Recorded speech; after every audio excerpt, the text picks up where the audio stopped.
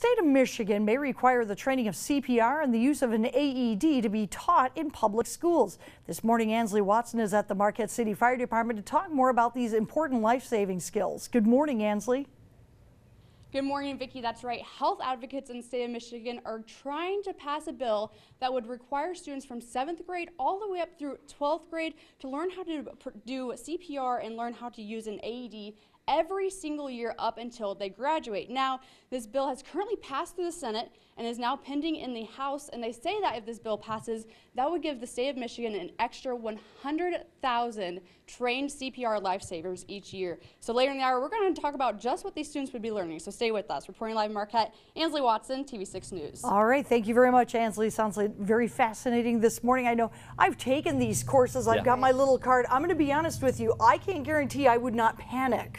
That's, I think, the biggest thing. You don't know how you're going to react in an emergency situation. I know I learned what I'm supposed to do, but tough to tell. Practice makes perfect, though. That's true. Yes. So welcome back. It's 9 after the hour. Training on CPR and how to use an AED are important skills to know. State of Michigan taking action to get more people informed on how to conduct these procedures. So this morning, Ansley Watson is at the Marquette City Fire Department talking about how you get trained. Good morning, Ansley.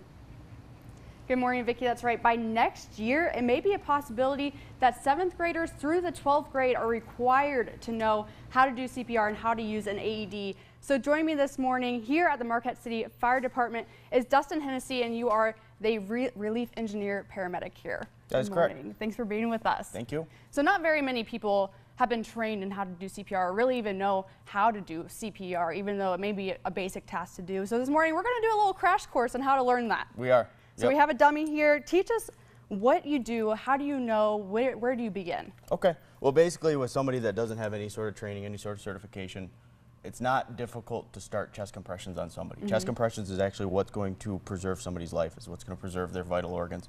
So basically, anybody can walk up to somebody, tap them on the shoulder, hey, are you okay? If they don't respond, what you want to do is you want to do a head tilt chin lift, and you want to look, listen, and feel for any sort of breathing or pulse. And you want to do that for no more than 10 seconds, okay? If you don't feel a pulse, or if you maybe feel one, you want to immediately start chest compressions, okay? Before they had all these anatomical landmarks on the chest, right now they're just saying basically center of the chest. You want to put the heel of your hand down, interlock your fingers, and you want to start chest compressions, okay? And you want to go down deep enough. On an adult, it's about 1.5 to 2 inches. Wow. And you want 100 to 120 beats per minute. Okay, just like this. The important thing with this is to make sure that you get complete and total recoil back on the chest, okay, because it's just like filling up a balloon. You want to make sure that heart fills all the way back up with blood and then push it all the way back out to push that blood out to the body. And somebody that doesn't have any sort of training, doesn't have any sort of equipment, that's all you need to do until either ambulance arrives or we arrive with our specialized equipment.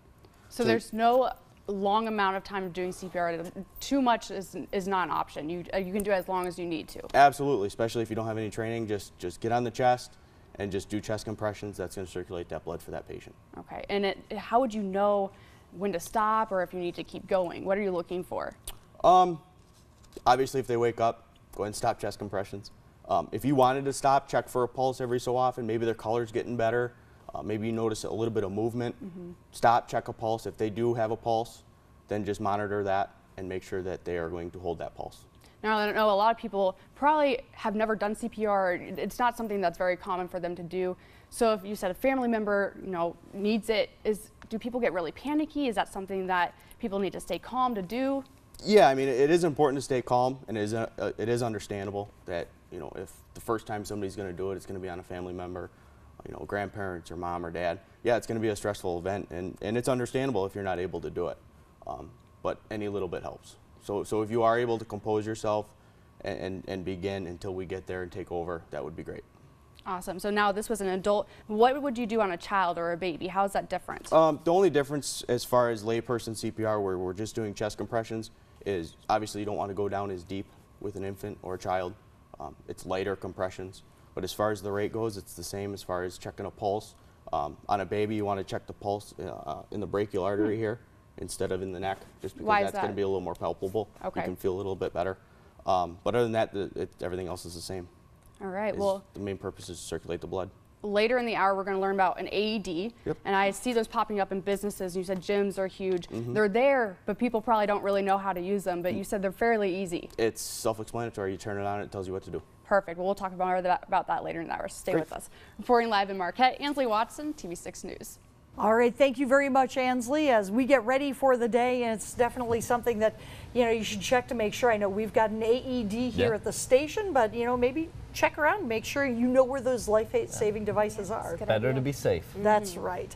Welcome back. Well, many schools in Michigan already train their students on how to do CPR. However, health advocates are now pushing that every Michigan high school teaches students the skill every year. Ansley Watson joins us from the Marquette City Fire Department with more on this topic. Good morning, Ansley. Good morning, Sam. We've been learning some great life-saving skills this morning. Joining me is Dustin Hennessy, and he is a relief paramedic engineer here at the Marquette City Fire Department. Thanks for being here this morning. No problem. So earlier we were talking about CPR and how it's just great to know, easy to do, but many people don't really know how to do CPR. Again, refresh us on what's like the basics of doing CPR. Well, basically, like I said, anybody without training can walk up to somebody, tap them on the shoulder, try to wake them up. If they're not waking up, get down to their level, listen for a pulse, or listen for breathing, check for a pulse for no more than 10 seconds. If you don't feel a pulse, if you don't see them breathing, you can just get right on the chest. You don't need any specialized equipment. Start chest compressions. Now, something that is specialized equipment here is an AED. First of all, what does AED stand for? It stands for automatic external defibrillator. Okay, and we're seeing these pop up more and more in different businesses, gyms. What are these used for? Why are these important? Well, basically, these are important. So when you're doing chest compressions, you're circulating the blood through the body. But that's actually not going to correct the heart's issue if it's in a rhythm disturbance. Okay, so you have an electrical current going through the heart, that allows it to pump, and that allows it to beat. If that gets off and it starts like fluttering or something like that, you need something to stop that and correct it. You need electricity. So it comes in the AED. If that patient is in one of two rhythms, whether it be ventricular fibrillation or pulseless ventricular tachycardia, it needs electrical to stop the heart again, to get it restarted again. So that's basically what the AED does. It stops the heart and allows it to hopefully reset. So whenever you see it, it looks just like this when it's probably posted on a wall somewhere. Yep, correct. You said it's very easy to use. Yep, you open it up and you could have one or two different types of pads. In ours, we have an adult and we have a pediatric. Basically, all you do is you turn it on and it's going to tell you exactly what to do. You just follow the prompts, just do exactly what it says. So it says connect electrodes. Since this is a real device, I can't actually connect it. But you would connect it into the port here. Once you do that, it'll tell you to place the pads, and you can see on the pads, it will show you where to put the pads. Check connector. You stick them on there, electrodes. and then it will say analyzing patient, something like that. All models are different. Just wait for it to tell you what to do. Check connector and if the patient is in a shockable rhythm, the device will tell you preparing to shock. You'll hear it kind of charge up, and it will tell you to push the red shock button or whatever the device has. Once you push shock, it's going to tell you get back on the chest, resume chest compressions. And you'll do that for, you said, a couple minutes? For 2 minutes. It'll count down right on the machine. It'll tell you when to stop. It'll tell you when to start. Anybody can use this. You don't need specialized training to use this device.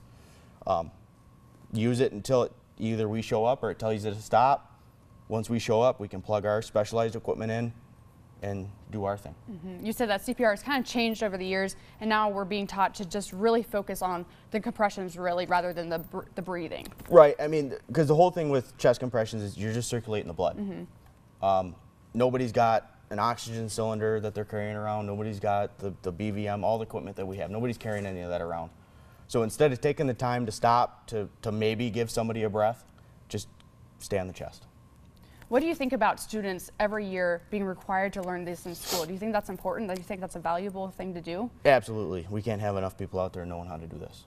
And if they're starting that young, it changes so much throughout the years that if you start that young, you're going to be that much better at it when it comes time. Absolutely. And I feel like it would help people to stay calm too if they know how to do it. They're trained in it. Exactly. I mean, if you practice, it's just like playing sports. You know, kids play sports, they get better at it. Absolutely. Well, Dustin, thank you so much for being here this morning showing us these important life lessons. Thanks. Thank you for coming in. No problem. Reporting live in Marquette, Ansley Watson, and we'll be back with more of your TV6 Morning News after the break.